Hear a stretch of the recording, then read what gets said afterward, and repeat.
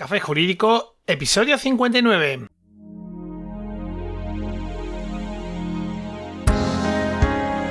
Buenas tardes, mi nombre es Juanma Delgado. Bienvenido un día más, un martes más a Café Jurídico, el espacio de divulgación jurídica donde en el tiempo que dura un café abordaremos novedades legislativas, interpretaciones de doctrina y jurisprudencia sobre distintas temáticas, aprenderemos a manejar herramientas para la eficacia y la productividad profesional y en definitiva nos acercaremos de una forma amena y distendida al sector jurídico. ¡Comenzamos!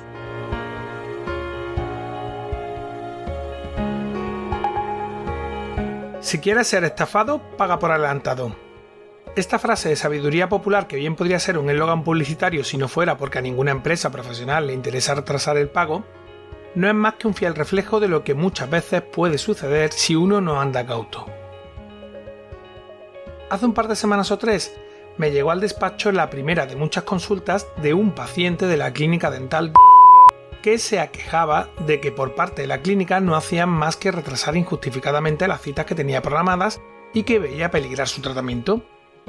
El cliente me contaba que temía que se pudiera producir un cierre y le cogiera con la boca medio a arreglar después de haber pagado por completo su tratamiento y encima, lo peor, como me decía, el miedo de volver a tener que contratar el tratamiento en otra clínica y tener que volver a pagar y demás. Todo eso con la boca mal y faltándole piezas dentales. Vamos, lo que es normal en determinados tipos de tratamientos que no están pensados para que se dilaten en el tiempo y que con el COVID se empezó a retrasar la cosa y demás. El caso es que a los pocos días de su visita saltaron todas las alarmas. La mayor parte de los medios de comunicación se hacían eco de la presentación del concurso voluntario a acreedores, surgiendo ahora mucha más gente, multitud de preguntas de todo tipo. ¿Puedo recuperar el dinero pagado? ¿Qué pasa si he fraccionado mi tratamiento? ¿Tengo que seguir pagando a la financiera aun cuando no me den el servicio? ¿Y si pagué al contado? Lamentablemente no es la primera vez que suceden este tipo de cosas. De hecho, en los últimos años hemos asistido a la desaparición de ciertas academias de enseñanza y clínicas dentales cuyos alumnos y pacientes habían suscrito crédito al consumo para financiar los cursos y tratamientos respectivos y se han quedado sin recibir los servicios que habían contratado. Guste o no guste, lo cierto es que lamentablemente, y como ha sucedido en otros casos previos, es más que probable que cientos o miles de personas se queden sin su tratamiento y sin recuperar su dinero. Sobre todo lo tienen muy complicado, por no decir imposible, quienes hayan abonado su tratamiento al contado y sin recurrir a un crédito. Como sabes, en los concursos de acreedores hay una prevalencia a la hora de resarcir la deuda de cada acreedor, y por desgracia para los afectados su posición no está en la cabeza de la lista, más bien todo lo contrario, suele estar a la cola de los acreedores, pues antes va la seguridad social, las administraciones públicas, el personal y demás. Aunque pueda sorprenderte, los afectados que tienen más posibilidades de recuperar su dinero son los que han financiado los servicios y en un momento te voy a contar el porqué. Pero antes déjame que haga un inciso para hablar de cursosjurídicos.es, el entorno virtual de aprendizaje creado por y para profesionales del sector jurídico aportando una visión de 360 grados sobre todos los aspectos relativos al ejercicio de este tipo de profesión, con un enfoque práctico y muy orientado a la adquisición de competencias. Comenzamos el 11º módulo del curso de pericial caligráfica en el que vamos a ver qué pasa con aquellos documentos que no han sido elaborados de manera manual, sino empleando escritura tipográfica plasmada mediante sistemas mecánicos, que al igual que la escritura manuscrita también pueden ser identificados en base a rasgos recurrentes en los caracteres empleados. De la mano de Fidel Pasadas aprenderemos todo lo necesario para verificar si un documento impreso o mecanografiado ha sufrido alteraciones que puedan afectar a su autenticidad.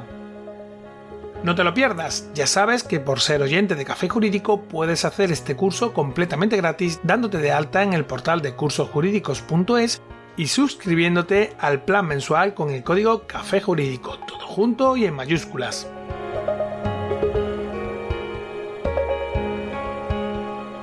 Y ahora que ya te he explicado cómo puedes hacer el curso gratis, sigo con lo que iba. Posiblemente cientos o miles de clientes de la clínica no han recibido o finalizado el tratamiento que ya habían pagado por adelantado o que sin haberlo pagado del todo lo habían fraccionado a través de préstamos personales. Es normal que en estos casos a los afectados les surja la pregunta de si podrán recuperar el dinero adelantado o si pueden dejar de pagar las cuotas del préstamo con el que habían financiado su tratamiento dental. Como te decía hace unos instantes, si la persona pagó directamente el tratamiento en metálico sin financiar ni nada, va a estar muy complicado que pueda recuperar el dinero abonado, pues en principio la única solución jurídica que veo es la de personarse en el concurso y, por desgracia, las estadísticas demuestran que hay muy pocas posibilidades de que realmente pueda recuperar su dinero. Yo en estos casos siempre digo que hay que confiarse a lo que nos dicen las matemáticas y en un tanto por ciento muy alto de los casos, eso es lo que suele suceder. Veamos ahora qué pasa con aquellos afectados que fraccionaron su pago. Que lo normal es que este supuesto sea el de la mayor parte de los pacientes, pues hombre, determinados tratamientos dentales presentan un coste ciertamente elevado y bueno, es habitual que se financien.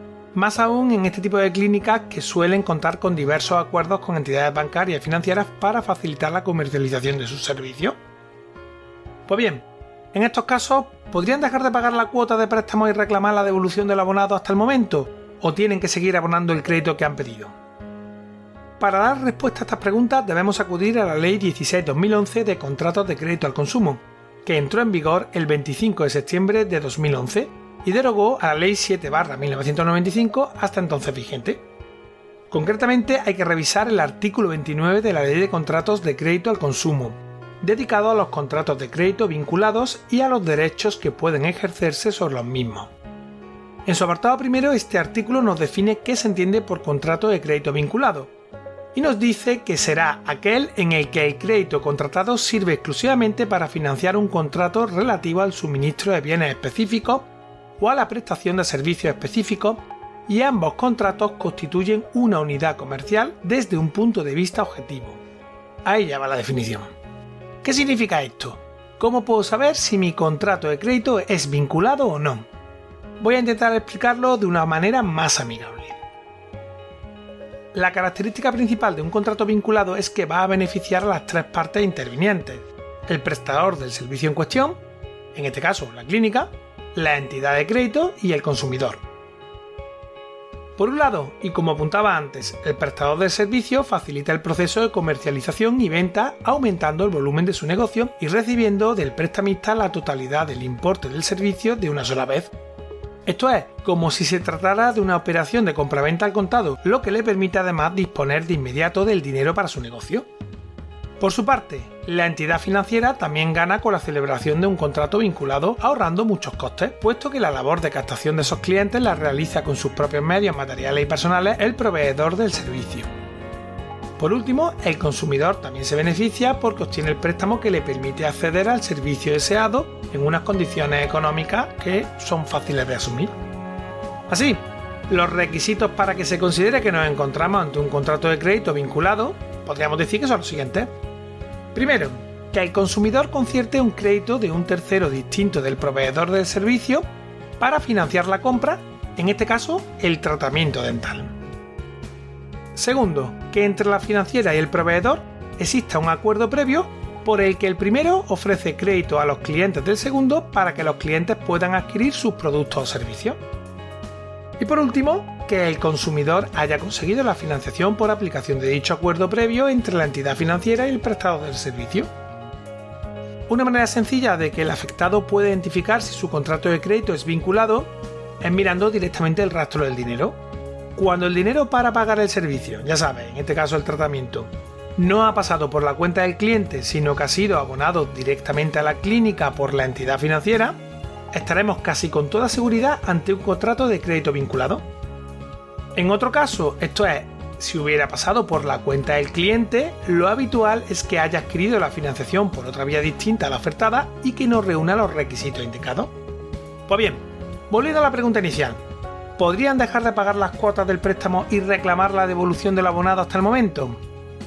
Si la financiación ha sido obtenida directamente por el cliente ante una entidad de crédito distinta sin vinculación con la clínica dental, no siendo por tanto un contrato de crédito vinculado, la respuesta es no.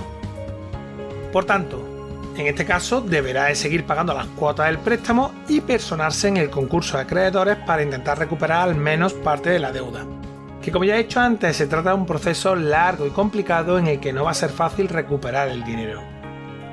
¿Y si estamos ante un contrato de crédito vinculado, podrían dejar de pagarse las cuotas del préstamo? Sigamos leyendo lo que nos dice el artículo 29 de la Ley de Contratos de Crédito al Consumo. que literalmente nos dice lo siguiente en su apartado segundo. Si el consumidor ha ejercido su derecho de desistimiento respecto a un contrato de suministro de bienes o servicios financiados total o parcialmente mediante un contrato de crédito vinculado, dejará de estar obligado por este último contrato sin penalización alguna para el consumidor. Y aquí viene lo más interesante en el apartado tercero. El consumidor, además de poder ejercitar los derechos que le correspondan frente al proveedor de los bienes o servicios adquiridos mediante un contrato de crédito vinculado, podrá ejercitar esos mismos derechos frente al prestamista, siempre que concurran todos los requisitos siguientes. Primero, que los bienes o servicios objeto del contrato no hayan sido entregados en todo o en parte o no sean conforme a lo pactado en el contrato. Y segundo, que el consumidor haya reclamado judicial o extrajudicialmente, por cualquier medio acreditado en derecho, contra el proveedor y no haya obtenido la satisfacción a la que tiene derecho. Por tanto, en este caso, los afectados sí que podrían librarse de continuar pagando el crédito solicitado. Alguno estará pensando, por fin una buena noticia. Como ves, en este caso lo que sucede es que al financiar el tratamiento el paciente no ha adelantado el pago, sino que en cierto modo lo que ha pasado es que una entidad financiera lo ha hecho por él. Vale, ¿qué hay que hacer en estos casos para poder suspender o cancelar el pago de las cuotas en función de si nos suspenden el tratamiento temporalmente o si finalmente cierran y no van a terminar de prestarlo? Lo primero de todo será presentar una reclamación por escrito en la clínica y llevarla a la oficina de consumo. Fíjate que este requisito aparece directamente en el propio artículo 29.3 de la Ley de Contratos de Crédito al Consumo.